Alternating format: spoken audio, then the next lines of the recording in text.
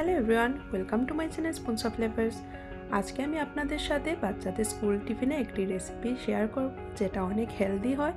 আর এই রেসিপিটাতে কোনো ধরনের আটা, ময়দা বা ডাল, চাল কোনো কিছুই আমি ব্যবহার করিনি।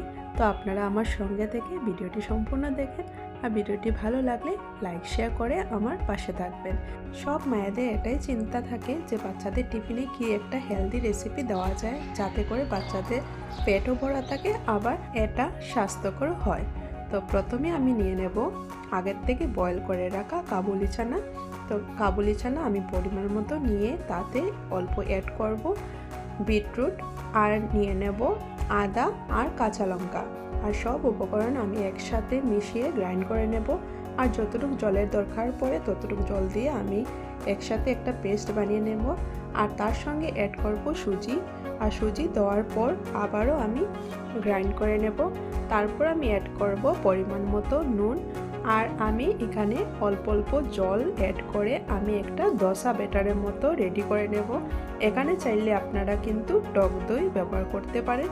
তারপর আমি ঢেকে 10 মিনিটের জন্য রেখে দেব। আর 10 মিনিট পর যদি দেখি ব্যাটারটা অল্প ঠিক হয়ে গেছে, তারপর আমি অল্প জল অ্যাড করে আমি এই দোসাটা বানিয়ে নেব।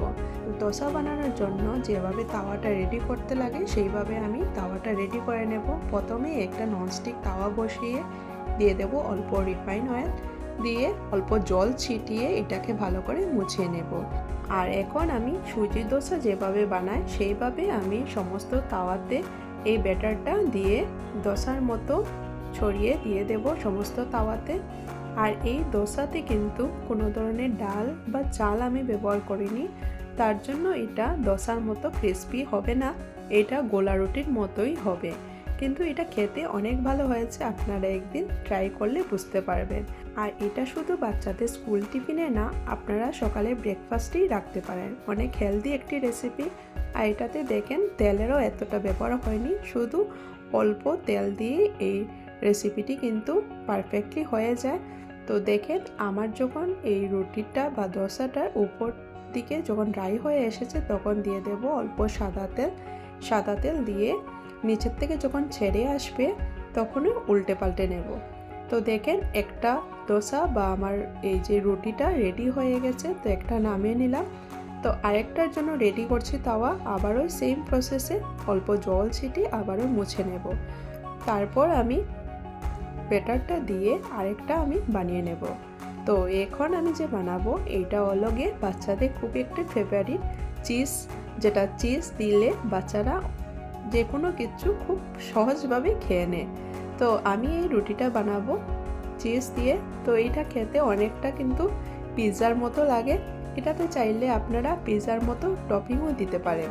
তো আমার ঘরে টপিং দেওয়ার মতো এমন কিছু ছিল না, তার জন্য দেইনি, শুধু চিজ আর চিলি ফ্লেক্স দিয়েই এই রুটিটা বানিয়ে নিয়েছি। এটা খেতে কিন্তু আমার ছেলের খুব ভালো লেগেছে। তো আপনারা একদিন কিন্তু আপনাদের বাচ্চাদের জন্য এইভাবে একদিন বানিয়ে দিতে পারেন।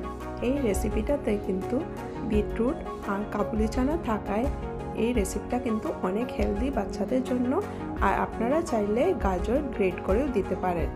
আর সেম ব্যাটার দিয়ে আপনারা ছোট ছোট প্যানকেকের শেপে বানিয়ে উপর থেকে চিজ আর পিৎজা টপিং যেগুলো আপনাদের ঘরে থাকে সেগুলো দিয়েও কিন্তু বাচ্চাদেরকে দিলে অনেক খুশি হবে ওরা, আর ওদের পেটও ভরা থাকবে। আর এখানে দেখেন আমি রুটির এক সাইডে চিজ আর চিলি ফ্লেক্স উপর থেকে ভাজা মশলাটা দিয়ে আর একটা সাইড দিয়ে ঢেকে দিয়ে দেব।